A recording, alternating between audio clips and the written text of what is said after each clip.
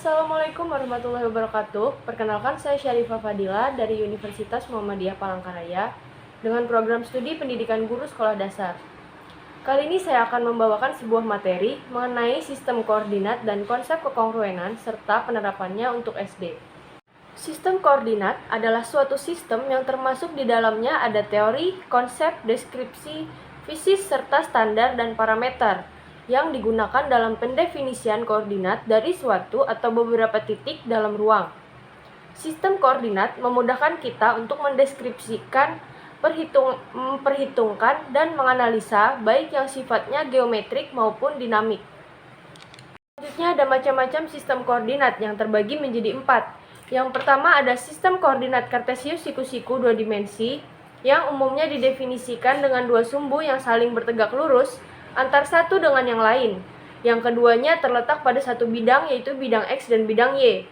Sedangkan yang kedua ada sistem koordinat polar dalam matematika, yaitu adalah suatu sistem koordinat dua dimensi di mana setiap titik pada bidang ditentukan dengan jarak dari jauh suatu titik yang telah ditetapkan dan suatu sudut dari suatu arah yang telah ditetapkan. Lalu yang ketiga ada sistem koordinat tabung, yang artinya adalah perluasan arti dari koordinat kutub yang digunakan di dalam ruang.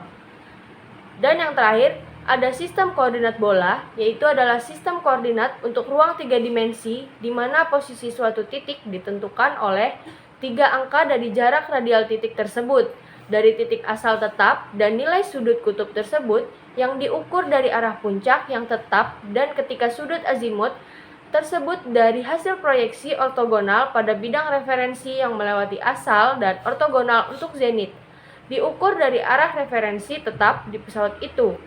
Hal ini dapat kita lihat sebagai versi 3 dimensi dari sistem koordinat kutub. Berikut beberapa hal yang bisa kita terapkan dari sistem koordinat di sekolah dasar.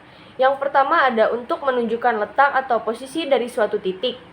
Dan yang kedua, untuk memudahkan kita mencari letak tempat pada suatu peta. Yang ketiga, sebagai alat pendeteksi dalam radar pesawat terbang. Lalu yang keempat, ada untuk memudahkan kita membuat denah. Berikut ada gambar peta. Peta adalah salah satu contoh sistem koordinat yang ada di sekolah. Selanjutnya ada konsep kekongruenan. Pengertian dari konsep kekongruenan adalah keadaan di mana dua bangun datar memiliki ukuran yang sama dan dapat dikatakan sebangun. Dari pengertian tersebut, dapat kita ketahui bahwa semua bangun datar yang kongruen sudah pasti sebangun. Namun, bangun datar yang sebangun belum tentu kongruen. Ada ciri-ciri konsep kekongruenan. Ada 4 ciri-ciri, yaitu memiliki panjang sisi yang sama, yang kedua memiliki bentuk yang sama, yang ketiga memiliki besar sudut yang sama, dan yang keempat adalah harus sebangun. Selanjutnya coba kita perhatikan sama-sama gambar berikut. Di sini ada 3 gambar. Yang pertama adalah gambar persegi dengan sisi-sisi yang sama. Dan selanjutnya ada gambar 2, yaitu persegi panjang dengan ukuran yang satu besar dan satu kecil. Lalu pada gambar ketiga terdapat persegi panjang dan persegi. Nah, dari ketiga gambar tersebut, manakah yang sebangun dan manakah yang kongruen? Mari kita cari tahu bersama. Di sini ada hasil pengamatan dari gambar tersebut yang sudah saya dapatkan. Pada gambar ke-1 memiliki bentuk yang sama, memiliki panjang sisi yang sama, dan juga memiliki besar sudut yang sama. Lalu pada gambar kedua juga memiliki bentuk yang sama, namun tidak memiliki panjang sisi yang sama, hanya saja memiliki perbandingan yang sama dan besar sudut yang sama.